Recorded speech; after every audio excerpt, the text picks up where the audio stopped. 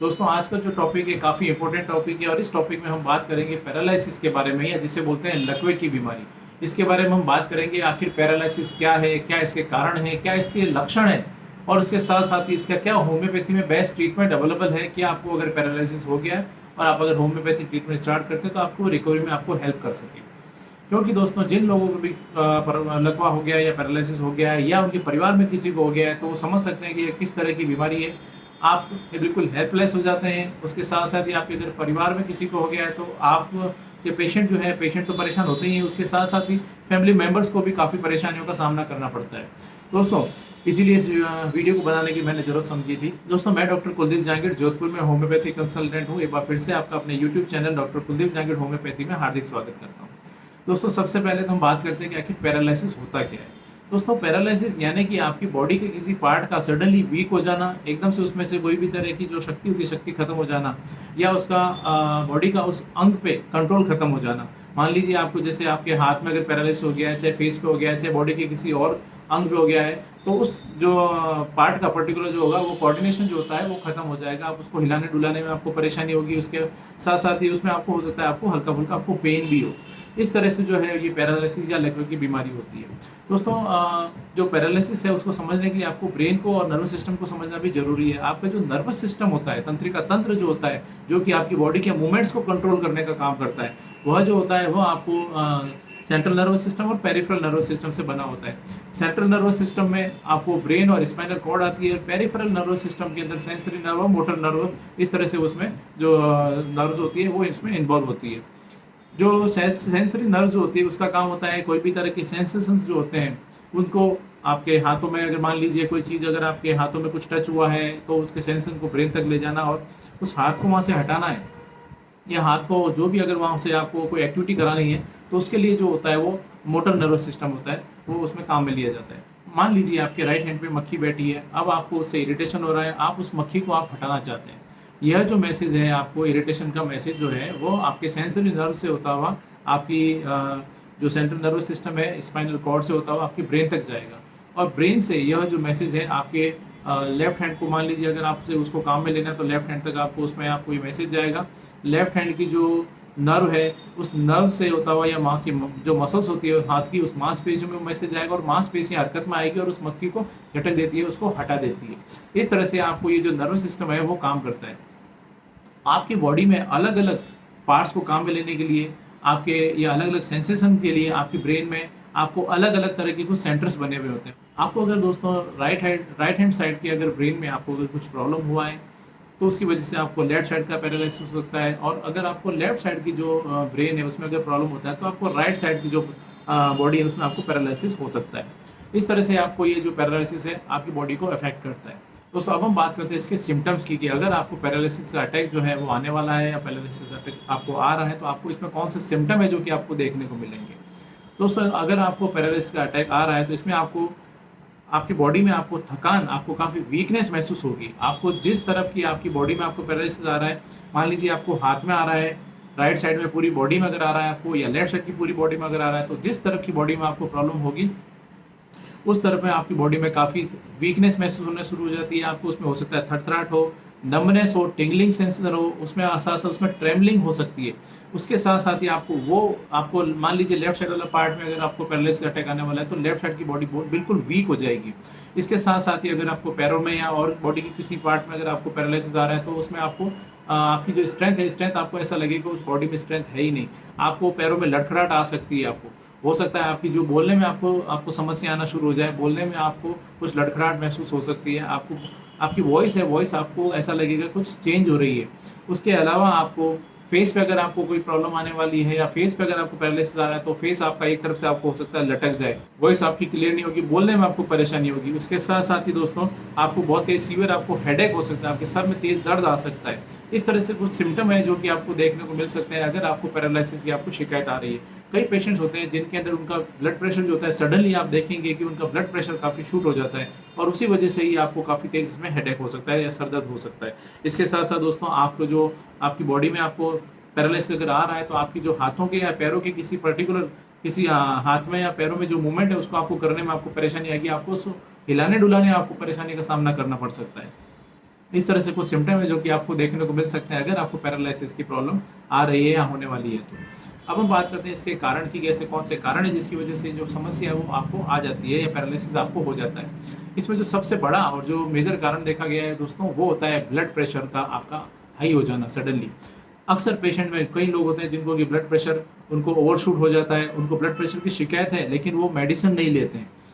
Medicine लेने वो blood pressure की वो काफ़ी लापरवाही करते हैं, उनको लगता है मेरा ब्लड प्रेशर तो कंट्रोल है, वो रोकते हैं मेडिसिन, थोड़े दिन बाद वापस उनको जैसे लगता है ब्लड प्रेशर बढ़ रहा है, फिर वापस वो गोली शुरू कर देते हैं। यह जो कंडीशन होती है काफ़ी घातक है। अगर आपको अपने डॉक्टर ने आपको जो भी मेडिसिन दी है ब्लड प्रेशर के लिए, तो आप अपने डॉक्टर को रेगुलर चेक कराते रहें और वो जैसा वो आपको इंस्ट्रक्शन देते हैं, जो भी ब्लड प्रेशर के लिए मेडिसिन देते हैं, आप उनको आपको रेगुलर लेना चाहिए और साथ साथ अपने डॉक्टर को रेगुलर फॉलो भी करते रहें। दोस्तों, ब्लड प्रेशर का सडनली शूट हो जाना एकदम से, वो एक बहुत बड़ा कारण माना गया है पैरालिसिस का।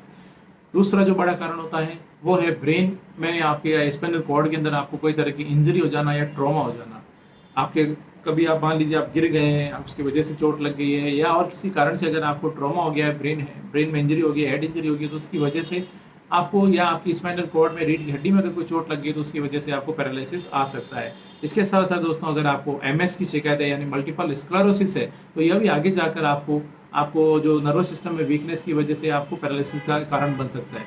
साथ ही साथ दोस्तों, अगर आपको पोलियो है या आपको बर्थ डिफेक्ट है, आपको जन्म से ही आपके कुछ नर्वस सिस्टम में कोई न कोई तरह की आपको वीकनेस रह गई है या कोई तरह का डिफेक्ट रह गया, तो उसकी वजह से भी आपको पैरालिसिस की प्रॉब्लम आ सकती है। उसके अलावा दोस्तों, आपको सेरेब्रल पाल्सी की शिकायत है या आपको पार्किंसन की डिजीज है, तो यह भी बड़े कारण बन सकते हैं आपको पैरालिसिस आने के। इसके अलावा दोस्तों, अगर आपके ब्रेन में कोई ट्यूमर बन गया है, कोई तरह की गांठ बन गई है, ग्लाइकोमा बन गया है, तो उसकी वजह से भी आपको पैरालिसिस से शिकायत आ सकती है आगे जाकर। यह कुछ इसके मुख्य कारण होते हैं आपको पैरालिसिस आने के। अब हम बात करते हैं इसके टाइप्स की। तो दोस्तों, इसमें जो टाइप्स है वो आपकी बॉडी में कितना इसका इफेक्ट है, बॉडी के कौन से पार्ट पर इसका इफेक्ट है, उसकी बेसिस पे इसके टाइप्स में इसको डिवाइड किया गया है। मोनोप्लेजिया इसमें एक टाइप होता है जिसके अंदर क्या होता है कि आपकी बॉडी किसी एक ऑर्गन पे, आपके या तो राइट हैंड पे हो सकता है, लेफ्ट हैंड पे हो सकता है, या आपके राइट लेग या लेफ्ट लेग पे हो सकता है। ये इस तरह से आपकी बॉडी किसी एक पर्टिकुलर ऑर्गन पे इसका जब इफेक्ट होता है तो उसको बोलते हैं मोनोप्लेजिया। नेक्स्ट जो कंडीशन होती है वो होती है हेमीप्लेजिया। हेमीप्लेजिया में क्या होगा कि आपके शरीर के आधे हिस्से में पैरालिसिस हो जाएगा, या तो राइट साइड की पूरी बॉडी आपकी पैरालिसिस में चली जाएगी, उसको लकवा हो जाएगा, या लेफ्ट साइड की जो पूरी बॉडी है उसमें आपको पैरालिसिस हो जाएगा। इस तरह से इसको बोलते हैं हेमीप्लेजिया। इसी तरह के साथ में होता है पैराप्लेजिया। पैराप्लेजिया में क्या होगा कि आपके पैरों के अंदर आपको जो होता है पैरालिसिस हो जाता है, लकवा हो जाता है। उसके साथ साथ ही होता है आपको क्वाड्रिप्लेजिया। उसके अंदर क्या होगा कि आपके दोनों हाथों में और दोनों पैरों में आपको पैरालिसिस से शिकायत आ जाती है। इस तरह से इसको कुछ टाइप्स होते हैं, इसको उसमें डिवाइड किया गया है। उसके अलावा दोस्तों, एक बेल्स पाल्सी एक और कंडीशन होती है। उसके अंदर क्या होता है कि यह जो कंडीशन होती है उसमें आपको फेस से पैरालिसिस हो जाता है, लेफ्ट साइड का या राइट साइड का आपका फेस में पैरालिसिस हो जाता है। और यह कई दफ़ा ये कंडीशन होती है, यह अपने आप धीरे धीरे इसमें रिकवरी हो जाती है। और इसके अंदर आपको जितना जल्दी आप डॉक्टर से आप संपर्क करते हैं उतना जल्दी आपको इसमें रिकवरी के चांसेस बढ़ जाते हैं और उतना ही आपकी बॉडी में डिफेक्ट जो होता है वो आपको कम देखने को मिलेगा। दोस्तों, अगर आपको पैरालिसिस से शिकायत आ गई है, उसमें आपको कुछ बातों का ध्यान रखना है। जो सबसे पहली बात है वो है आपको जितना जल्दी हो सके आप अपने डॉक्टर से संपर्क करें। जैसे ही आपको लगता है कि कुछ सिम्टम है जो कि आपको देखने को मिल रहे हैं, या आपको बॉडी में सडनली वीकनेस आ गई है, आपके आपके बॉडी में आपके जो हाथों पे, पैरों पे, फेस पे, या और भी कोई तरह के बोलने में परेशानी आ रही है, बॉडी के किसी ऑर्गन पे आपको कंट्रोल खत्म हो रहा है, उस कंडीशन में तुरंत आपको अपने जो नज़दीकी डॉक्टर हैं उनसे संपर्क करना चाहिए। जितना जल्दी आप डॉक्टर से संपर्क करेंगे उतना जल्दी इसमें आप रिकवरी के चांसेस बढ़ेंगे और बॉडी को उतना ही नुकसान कम होगा। अब हम बात करते हैं दोस्तों इसमें कुछ ट्रीटमेंट पार्ट की या कुछ मुख्य होम्योपैथी मेडिसिन की। दोस्तों, इसमें पैरालिसिस में अगर आपको जब कभी भी आप डॉक्टर के पास जाते हैं तो कुछ आपको टेस्ट करवा के लेके जाते हैं और उसके अकॉर्डिंग आपको कुछ मेडिसिन दी जाती है। और इसके साथ साथ आपको अपने जो डॉक्टर हैं उनके रेगुलर टच में रहना होता है, जो भी न्यूरो फिजिशियन के अंडर में आप ट्रीटमेंट ले रहे होते हैं। आप अपने डॉक्टर को रेगुलर टच में रहें, रेगुलर फॉलोअप में उनको जो भी मेडिसिन देते हैं आप वो लेते रहें। और उसके साथ साथ कुछ मेडिसिन होती है होम्योपैथी की, जो कि आप अपने एलोपैथी ट्रीटमेंट के साथ साथ अगर आप लेते हैं तो आपको इसमें बहुत अच्छे रिजल्ट्स मिलते हैं, आपकी रिकवरी में काफ़ी आपको हेल्प करती है। दोस्तों, इसमें जो होम्योपैथी मेडिसिन का जो चुनाव है वो आपके कई फैक्टर्स पे डिपेंड करता है। यानी आपकी लोकेशन के आधार पर हो सकता है, आपको राइट साइड में है, लेफ्ट साइड में है, पैरों में है, या आपके चारों जो है आपको हाथों या पैरों में आ गया है, या उसके साथ में आपको अगर फेस पे है, या नीचे से ऊपर आया है, ऊपर से नीचे की तरफ पैरालिसिस गया है। इस तरह से आपको कई फैक्टर्स होते हैं, कई इसके टाइप्स के आधार पर, इसके कारण के आधार पर, कहीं ब्लड प्रेशर की वजह से तो नहीं हुआ है, कहीं ट्रोमा की वजह से तो नहीं हुआ है, कहीं ब्रेन ट्यूमर की वजह से तो नहीं हुआ है। उसके आधार पर इसमें जो होम्योपैथी मेडिसिन का जो है वो चुनाव किया जाता है। इसलिए आप कोई भी होम्योपैथी मेडिसिन लेते हैं तो हमेशा अपने चिकित्सक की सलाह अनुसार लें तो बेहतर रहता है। सेल्फ मेडिकेशन बिल्कुल ना करें। दोस्तों, और उसके साथ साथ ही अपना जो एलोपैथी ट्रीटमेंट है वो आप अपने डॉक्टर की सलाह अनुसार रेगुलर लेते रहें और अपने डॉक्टर को रेगुलर चेक कराते रहें। दोस्तों, इसमें कुछ मुख्य मुख्य होम्योपैथी मेडिसिन है जिसके बारे में हम चर्चा करेंगे। उसमें जो सबसे पहली और जो मुख्य मेडिसिन है वो है कॉस्टिकम 1M। दोस्तों, कॉस्टिकम 1M जो है वो पैरालिसिस की एक बहुत ही अच्छी मेडिसिन है। आपको चाहे राइट साइड में है, चाहे लेफ्ट साइड में, चाहे हेमीप्लेजिया है, चाहे आपको क्वाड्रिप्लेजिया हो गया है, या आपको कहीं पे भी पैरालिसिस हो गया है, चाहे वो फेस पे हो गया है, इस तरह की जो कंडीशन है उसमें कॉस्टिकम 1M बहुत अच्छा काम कर रही है। इसकी एक खास दवाई की स्पेसिफिक दवाई कॉस्टिकम 1M को वीक में केवल एक बार लेना होता है 3 बूंद डायरेक्ट जी पर। इसके अलावा दोस्तों एक और मेडिसिन है वो है प्लम्बम मैट 30। दोस्तों, अगर आपकी बॉडी में आपके सिंगल आपके लिंब पर आपको इसका कोई इफेक्ट आया है या एक हाथ पे या एक पैर पे आपको इसका असर आया है, उस कंडीशन में आपको प्लम्बम मैट 30 बहुत अच्छा काम करती है। प्लम्बम मैट 30 को लेने का तरीका होता है 3 बूंद डायरेक्ट जी पर दिन में 3 बार। इसके अलावा दोस्तों और भी कुछ मेडिसिन होती है जिसमें जो एक और मुख्य मेडिसिन है वो है जेलसीमियम 30। जेलसीमियम 30 भी आपको बॉडी में सडनली जब वीकनेस आ जाती है नर्वस सिस्टम में, आपको उसके साथ साथ बॉडी में इसका कंट्रोल आपका खत्म हो जाता है। उसके साथ साथ ही आपको ट्रेमलिंग होती है, आपकी बॉडी में बहुत ज़्यादा जर्किंग होती है, उस तरह की जो कंडीशन है वहाँ पर जेलसीमियम बहुत अच्छा काम करती है। जेलसीमियम 30 भी इसमें काम में ली जाती है और समय के अनुसार उसमें पोटेंसी भी बढ़ाई जाती है। जेलसीमियम 30 को भी दिन में 3 बार 3 बूंद डायरेक्ट जी पर इसमें लेना होता है। यह इसकी कुछ कॉमन मेडिसिन है। इसके अलावा आपकी, जैसा मैंने बताया था, बॉडी में अगर ऊपर से नीचे आया है पैरालिसिस, तो उस कंडीशन में आपको जिंकम मैट आपको इसमें काम में ली जाती है। जिंकम मैट 30 इसमें बहुत अच्छे रिजल्ट देती है। उसके अलावा अगर आपको बॉडी में नीचे से ऊपर की तरफ पैरालिसिस गया है तो इसमें कोनियम मैक्युलेटम 30 में काम में ली जाती है। इसके अलावा अगर आपको बॉडी में लेफ्ट साइड का पैरालिसिस है तो लेफ्ट साइड की पैरालिसिस में आपको लेकेसिस काम में ले सकते हैं, आप और मैट काम में ले सकते हैं, बायरथाकाप 30 इसमें काम में लिया जा सकता है। अगर आपको इसी तरह से राइट साइड का जो अगर पैरालिसिस आया तो उसके अंदर लाइकोपोडियम 30 काम में लिया जा सकता है, कॉस्टिकम 30 इसमें काम में लिया जा सकता है। अगर आपके पैरों में केवल आपको पैरालिसिस आया यानी आपको पैराप्लेजिया हो गया है तो उस कंडीशन के अंदर आपको जेलसीमियम काम में ली जा सकती है। उसके साथ साथ ही लेथेरस, एगरिकस, ये कुछ मुख्य होम्योपैथी मेडिसिन है जो कि आपके सिम्टम के बेसिस पे दी जाती है। इसके अलावा दोस्तों, अगर आपको चोट की वजह से अगर आपको पैरालिसिस हो गया है तो उसके अंदर आर्निका 1M हाई पोटेंसी में आपको इसमें काम में ली जाती है। वीक में आपको इसमें एक बार लेना होता है 3 बूंद डायरेक्ट टंग पर। इसके साथ साथ ही अगर आपको ब्लड प्रेशर सडनली शूट हो गया उसकी वजह से आपको ये पैरालिसिस की प्रॉब्लम आई है तो उसमें ऑरोमैट बहुत अच्छा काम करती है। ऑरोमैट 30 में अक्सर काम में ली जाती है। दोस्तों, ये इसकी कुछ मुख्य मेडिसिन होती है जो कि सिम्टम के बेसिस पे आपको देने से इसमें बहुत अच्छे रिजल्ट देखने को मिलते हैं। इसके अलावा दोस्तों, मैं और भी काफ़ी कुछ वीडियोज़ है जो कि फ्यूचर में बनाऊंगा जिसमें आपको पैराप्लेजिया पे अलग वीडियो देखने को मिलेगा, हेमीप्लेजिया यानी एक तरफ का अगर पैरालिसिस हो गया तो उसके लिए मैं अलग से एक वीडियो बना दूंगा। इसके अलावा पैरालिसिस से और भी कुछ टाइप्स होते हैं जिसके ऊपर भी मैं आपको वीडियो बना के दूंगा ताकि आप पैरालिसिस को अच्छे से समझ सकें और अपना जो इसमें काम में आने वाली कुछ मुख्य होम्योपैथी मेडिसिन है वो आपको इसमें आप कौन सी काम में आती है वो जान सकें।